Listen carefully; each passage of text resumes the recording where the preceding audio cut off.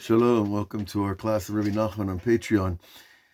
We're holding in Torah 96, and the pasuk that Rabbi Nachman uses as the headline is a beautiful thing. He says, and it's from Tehillim, of course, King David, Zomem Rasha Tzaddik, the evil person plots against the righteous. Alav Shinav, and he grinds his teeth at the righteous. Sounds like a cartoon, right? Adonai Yisaklo, but God laughs at him. Ki ra'ah, because God sees. He knows the future and the past and the present. It's part of being God. Ki ra'avoyamo, because his day will come. The day of the Rasha will come. And we have to remember that and hold on to it, because it's part of our faith. And in this world that we're living in today, where so much more of evil is revealed, it's a good idea to hold on to that idea that God's eyes see what will be, and he's laughing at them. Even if we're suffering, he's not laughing with our suffering. He feels our suffering, but he laughs at the future of what's going to happen to the evil people in this world. So Rabbi Nachman, in his classic way, is going to start out with another whole direction, and he's going to bring us all the way around in a cyclical, spiralic form of growth and learning. There's a reason for that too. And the subject we're talking about, he asked the question, it's a difficulty, how does a righteous person, truly righteous, who's purified himself, have evil thoughts? That's part of the purification process, that we only think good things, and that when evil thoughts enter your brain, you can track them down and know where they're coming from, either in your past, from your past, or from people around you, or from books you read. But when you know your own mind, remember this, when you know your own mind, you're knowing what God knows for you. And that causes a unification of the highest worlds. Because this righteous person, he wants to pray with great attachment to God. Now, attachment to God means your individuality is absorbed into the unity. You become a channel, a conduit of that which you attach to, good or bad, by the way. Our sages taught in the tractate of Yoma, which is about the great day of Yom Kippur, the one who comes to be purified receives help from heaven. It's tough work. We can't purify ourselves alone. We need divine help to purify the mind at this level of sensitivity, of knowing ourselves so well. We know our truth and we know our falsehoods. And we know our goodness, and we know where, wait a minute, that's not a fitting thought. Or when you think about people and you jump to very wrong conclusions. Ella ha'inyan, but rather the subject is ki me'ata shevira naflu hanitzotzot mikol olamot. Now he jumps back to the original Kabbalah of the beginning of time, when the sparks of the unity, see, in the beginning of time, it was all one light. But as God started creation, to create a separate ke'ilu, as if to say a separate being, man, when he started that process, because he wanted to create a partner in creation, a creature that was so great that he could duplicate God and do what God does, create worlds, which you see is happening over history. He wanted that creation, but in order to create the separation, sparks had to fall. That means the unified light had to become many, many, many billion, trillion lights of the souls of humanity and everything else that has a soul. And so the sparks had to fall. Fall means become more dense, become more separated from the unified light, become physical as opposed to purely spiritual. That's the falling of the sparks of all the worlds.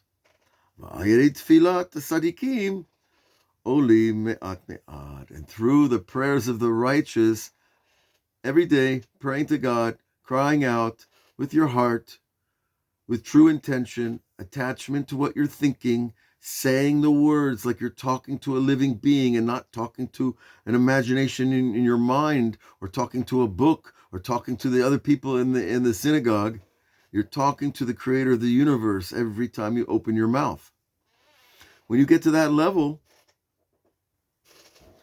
you start to lift the world back to the original light. You see the circularity. You see the journey that we bring those sparks back to God. Now, that makes God happy. You know, when you lose something and your child finds it for you, you feel pretty good. Right? And it's little by little, he says, little by little, day by day, lifetime by lifetime, generation by generation.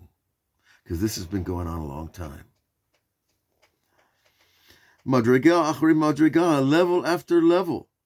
Because there's places we need to return that correspond to our physical impulses. There's places we need to return to the light that are emotional impulses. And of course, our intellectual, our ideas, our thoughts also need to return to that original, pristine wholeness and oneness. Ukesha tzaddik omed litpalel. And when this righteous person stands to pray, umidabek et atzmo, and he attaches himself or herself to that original divine being,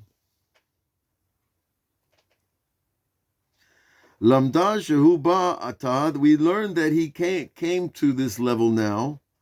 Nofel lo makshava zara me'eno tamida. Now we get into the real specificity. You have to know a little bit about the tree of life here. That when you get to a level of attachment, you know what your level of attachment is by the trait that's being revealed at that time.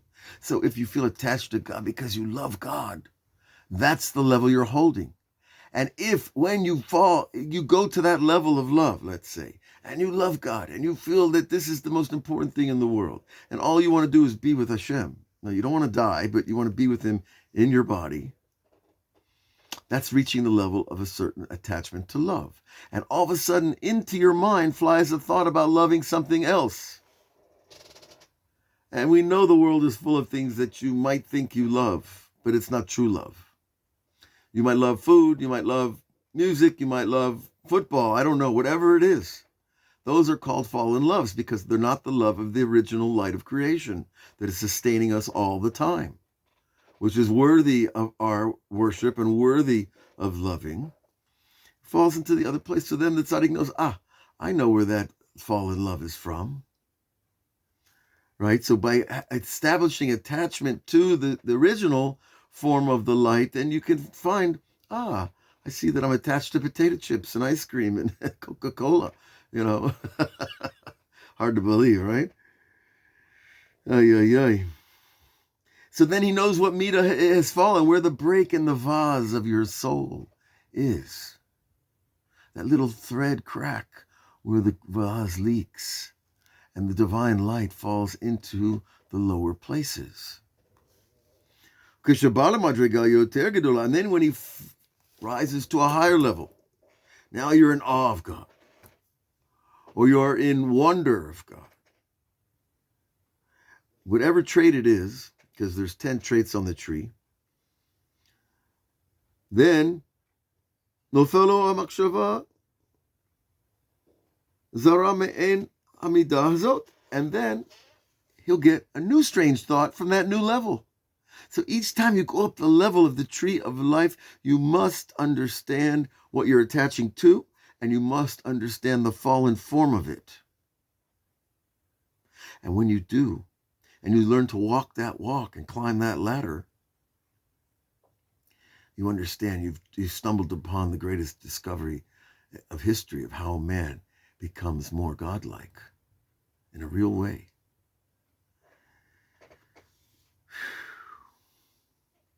והצדיק צריך לדעת באיזה מידה ובאיזה עולם היא זאת המחשבה הזרה. And the tzaddik needs to know where this strange thought comes from. which world it came from and fell to. And so when we go do this work, it's not a day and it's not a week. It's a commitment to a lifestyle and a life path. That's why Judaism is so precise and demanding in the mitzvot, because the mitzvot want to keep you on the path so that you can do this inner work. Because this inner work brings the divine down here. This inner work makes you another being. Are you ready? Well, I chose that choice about 33 years ago, 34 years ago, and it's hard work. We're still at it though, and we're not quitting. So, if you try and you keep trying and you don't quit, you're going to make it. And whether it doesn't necessarily take 34 years. Some people are slow. Some people, they get it right away. And, the only reason I'm here to be able to talk about it is because other great people came before to teach the people who know nothing and to give us a hope, a chance, a direction, a sense of purpose and a logical reason for the creation being the way it is. And the world being the way it is, and humanity being the way it is, no matter how far we've fallen. You see here, these sparks, we have the power to lift them up and lift the world with it and fix everything. And that's where we're going. And I invite you on that train because it's the only one to get on. God bless you all. We're going to continue this Torah tomorrow. All the best.